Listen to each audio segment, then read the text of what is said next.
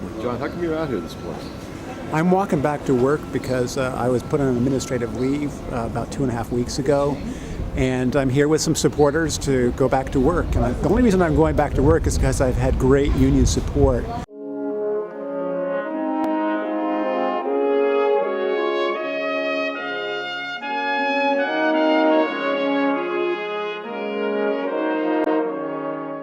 I just want to thank everybody for coming. I'm humbled by this experience. I guess I am a troublemaker. I didn't ever intend to be. But I was really inspired by the other public service workers in this city, the bus drivers who successfully stood up to predatory management. Yeah!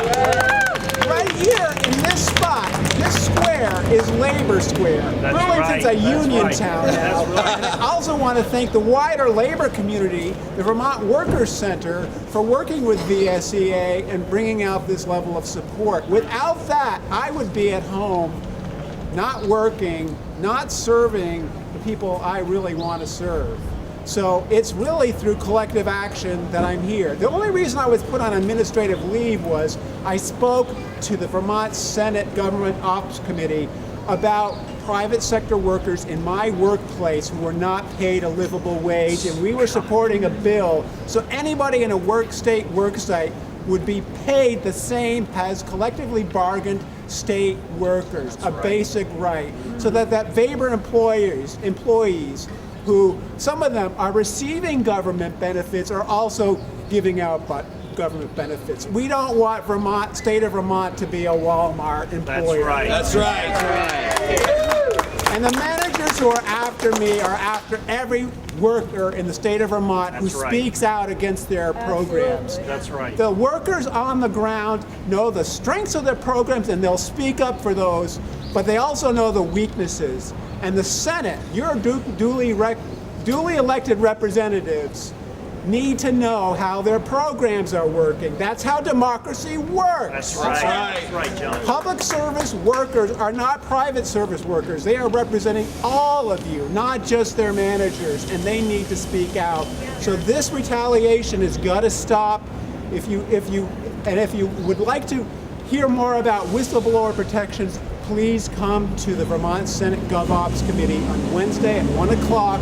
If I can get permission from my employer to speak there, I will. Justice for John! When do we want it? Now! What do we want? Justice for John! When do we want it? Now! What do we want? Justice for John! When do we want it? Now! What do we want? Justice for John! When do we want it? Now! What do we want? Justice for John! When do we want it? Now! What do we want? Justice for John! When do we want it? Now! What do we want? Justice for John! When do we want it? Now! What do we want? Justice for John! When do we want it? Now! All right. I think we got their attention. I do appreciate that.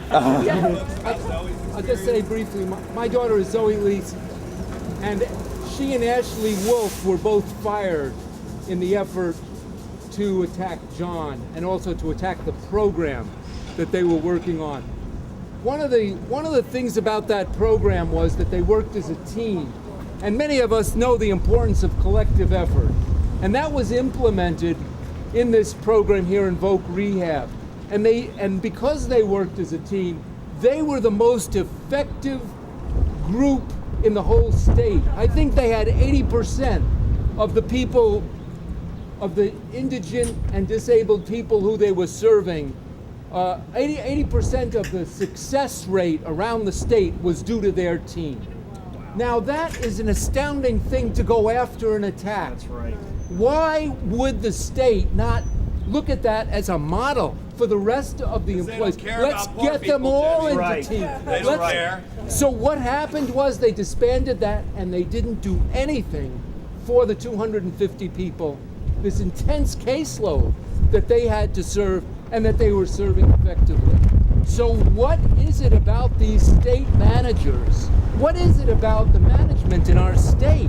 What is there about the governor of our state that he isn't intervening? What is it about the director of human services and all of the departments that they're not intervening to stop this travesty, to stop this injustice and to protect the 250 indigent and disabled people, and to protect the team, and to really expand upon the work that John and the members of his team were. This is a far bigger issue. This isn't, okay, this is definitely a union issue. This is definitely a union leadership issue. This is a retaliation issue. But this is something that's much more, because it's affecting the poorest, the disabled, the indigent people in our state. We need to build a movement. We need to start. Whatever happens to John, it isn't enough.